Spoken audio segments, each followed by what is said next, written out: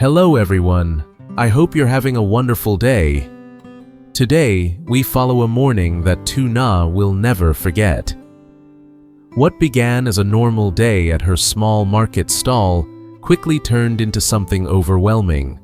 Cruel whispers, unfair rumors, and a moment where she nearly broke down. But no one expected the person who arrived at the very end, the one who silenced the entire market and changed everything for her. Let's dive into the story. The morning Tuna nearly broke down at the market until someone she never expected stepped in. Morning at the small market was usually cheerful, loud, and full of movement, but today felt strangely heavy. The sun had barely risen above the rooftops. Thin mist still hugged the awnings. Even so, in the middle of the bustling walkway sat Tuna, her small fruit stall arranged neatly before her. She tried to smile, but the worry in her eyes kept slipping through. She had just finished setting up the baskets, all filled with fresh produce sent early from the farm. She hoped she could sell enough today to save a little for baby Henry. Everything looked perfect, everything was clean, everything was ready. But what she didn't know was that someone had been watching her closely since dawn. She stood several stalls away, pretending to glance around, yet her eyes never left Tuna. There was something cold, calculated, and unpleasant in her stare, as if she was waiting for the right moment to strike. Tuna had no idea. She kept calling out softly, "Fresh fruit here! Morning produce! Come take a look!" Her voice was gentle, too polite for a market where loud vendors often drowned each other out. Someone as soft as her looked easy to push aside, and today, someone planned to do exactly that. It started subtly. A few vendors whispered among themselves, "Isn't that the girl who got fired recently? I heard she secretly mixed old fruit in with the fresh ones. Looks innocent, guess not." Each sentence floated right into Tuna's ears, slicing deeper than she could hide. She didn't understand. She hadn't done anything wrong. But once rumors found a target, they stuck like mud. She didn't know who started them. Mai slowly drifted closer, stopping at the stall of the market manager. She leaned in, pretending to be discreet, but her voice carried just enough for people nearby to hear. "Don't buy from that girl," Mai whispered. "Her produce isn't clean. She mixes old with new. I saw it myself." The manager frowned. Two customers walking toward Tuna's stall immediately changed direction. When Tuna looked up and saw people stepping away from her stall, her smile weakened. "Maybe it's just a quiet morning," she whispered to herself, swallowing the growing panic. Mai finally approached, arms folded, her face painted with fake pity. "Oh dear," she cooed. "Your stall looks empty today. Not selling well?" Tuna inhaled softly, trying to steady herself. "I only sell fresh produce. I never mix anything." Mai shrugged lightly. "Maybe. But you know, once people talk, they rarely stop." The words were gentle, but the intention behind them hit like a stone. A moment later, the market manager walked over. He eyed the stall with uncertainty. "Girl, remember to keep things clean. Someone said your produce didn't look fresh last time." Tuna stared at him in shock. No, that wasn't me. I never—" "Just be careful," the manager cut in. "We've received a few comments." He walked away, leaving behind a sting of distrust. The world seemed to tilt sharply against her. Her fingers shook as she adjusted one of the baskets. The movement was too fast. Some fruit rolled out and fell onto the ground. The soft thudding sound drew attention instantly. Heads turned, eyes narrowed. Mai let out a short laugh. Oh my! Who would buy from someone this careless? Tuna dropped to her knees, gathering the fallen pieces, trying desperately not to cry. It's fine. Don't cry. It's okay, she whispered to herself, voice trembling.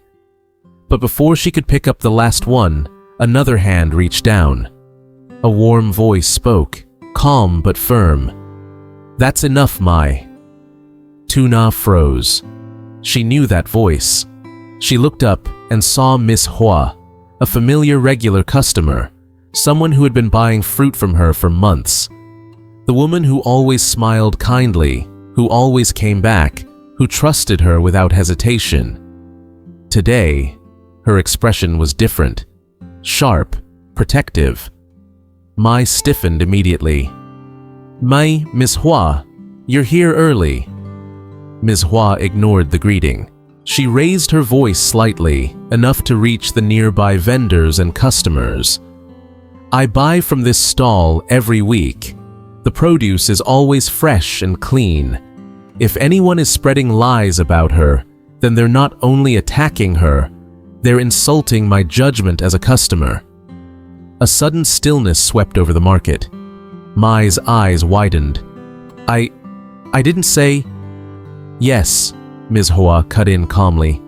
You did. She helped Tuna stand, placing the cleaned fruit back into the basket as gently as a mother would. This girl works hard, she continued.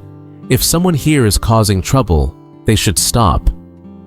People around them exchanged glances, surprised at the courage in Ms. Hua's tone. Mai swallowed hard.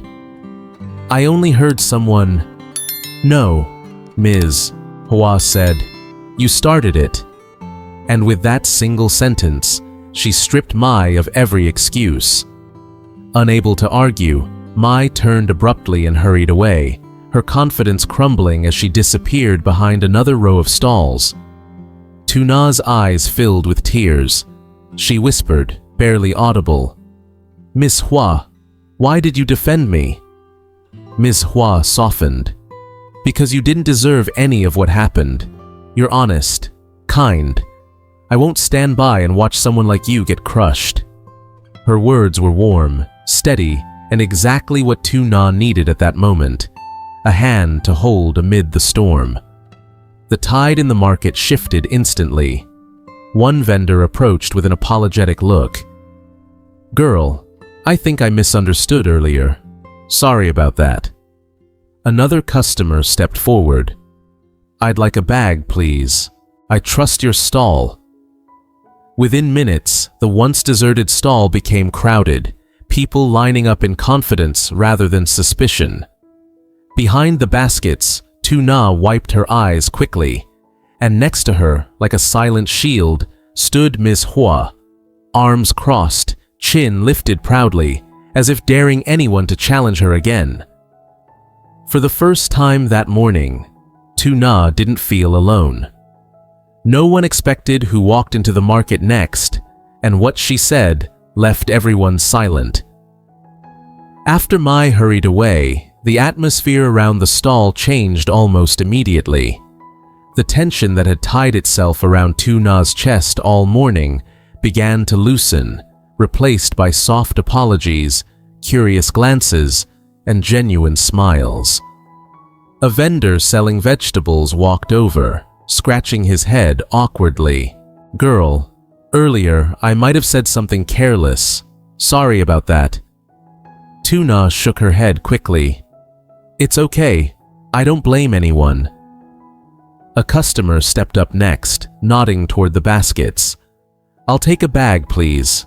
I've bought here before. Your produce is always good. More people followed.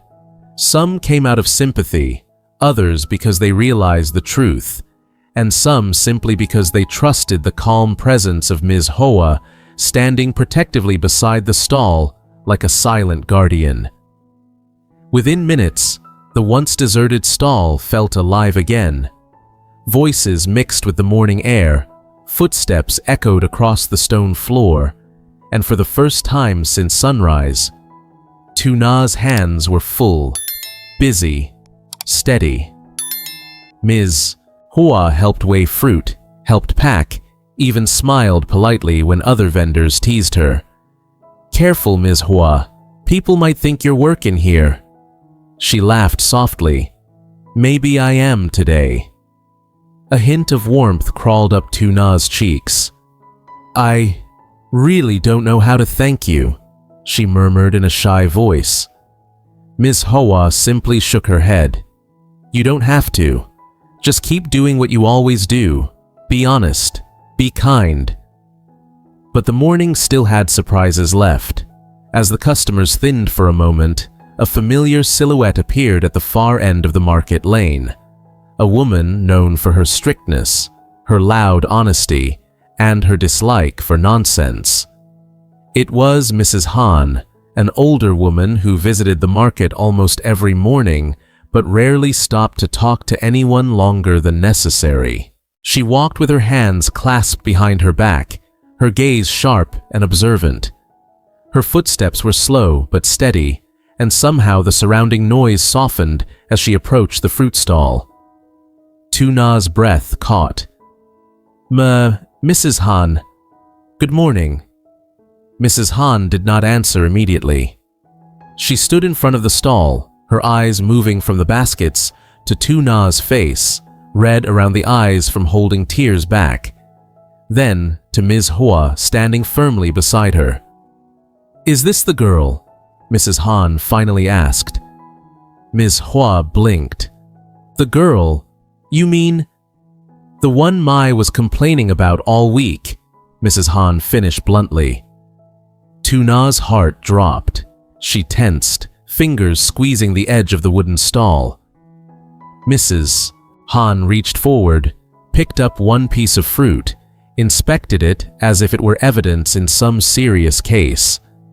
The market around them grew quiet, people stealing glances, waiting. After a long moment, she placed the fruit in her basket and said, "This is clean, fresh, better than what some other stalls sell." A few vendors nearby straightened sheepishly. Then Mrs. Han looked straight at Tuna. "You work hard," she said. "I've been watching. You don't cause trouble. Someone like you shouldn't be treated unfairly." Tuna blinked rapidly, her heart swelling painfully in her chest. She whispered, "Thank you. Thank you so much." Mrs. Han added more fruit to her basket, more than she usually bought, then spoke loudly enough for several rows of stalls to hear. "If anyone dares to spread rumors about this girl again, they'll have to deal with me." A hush fell over the surrounding area. One of the vendors coughed nervously. Another murmured, "Ayu, when she says that, she means it." Mrs. Han adjusted her basket, then softened her tone just slightly. "You have a child, don't you?" "Yes, baby Henry," Tuna replied quietly. "Then don't forget to take care of yourself too," the older woman said. "A mother must stay strong." The unexpected kindness hit Tuna harder than any insult she received earlier. Her vision blurred. She raised a hand to quickly wipe her eyes. Mrs. Han sighed, stepped forward, and, to everyone's shock, gently brushed a tear from Tuna's cheek. "Why are you crying? You did nothing wrong." Her voice, though blunt, carried warmth. A few customers holding their bags smiled softly at the scene. Some nodded approvingly. Some whispered things like, "She's a good girl. People should stop picking on her." Mrs. Han stepped back. "Keep selling. Don't let nonsense stop you." Then she turned to Ms. Hua. "And you," Mrs. Han pointed, "you stay with her until the morning rush is over. I don't want her alone while rumors are still flying around." Ms. Hua placed a hand over her chest dramatically. Of course. I'm not going anywhere." The older woman snorted, amused. Good. Then she walked away, but not before turning back with one final message that froze everyone mid-motion. And next time somebody tries to bully her, tell me. I'll speak. A ripple of laughter moved through the nearby stalls, half amused, half terrified of what Mrs. Han might actually do if she had to intervene again. As the older woman disappeared into the crowd, Ms. Hoa pulled a small stool out from behind the stall. "Sit for a moment," she said gently. "You've had a long morning." Lytuna sat down slowly, her hands still trembling slightly. I didn't think people would stand up for me like that," she whispered. "You deserve to be defended," Ms. Hoa replied simply. "And today proved it. You're not alone." The sounds of the market swirled around them. Chatter, footsteps, bargaining. But for a moment, everything felt soft, peaceful. People began returning again, choosing fruit with more certainty, more warmth. Some smiled at Lytuna as if apologizing without words. Some nodded at Miss Hoa in gratitude for what she did. And just like that, the stall, the same stall that felt cold and abandoned earlier, felt like the safest corner of the entire market. For the first time that day, Lytuna allowed herself to breathe. She had been shaken, hurt, humiliated, but now she was protected. And in the middle of the busy market, surrounded by people who finally saw her clearly, Lytuna felt something she thought she'd lost that morning: hope.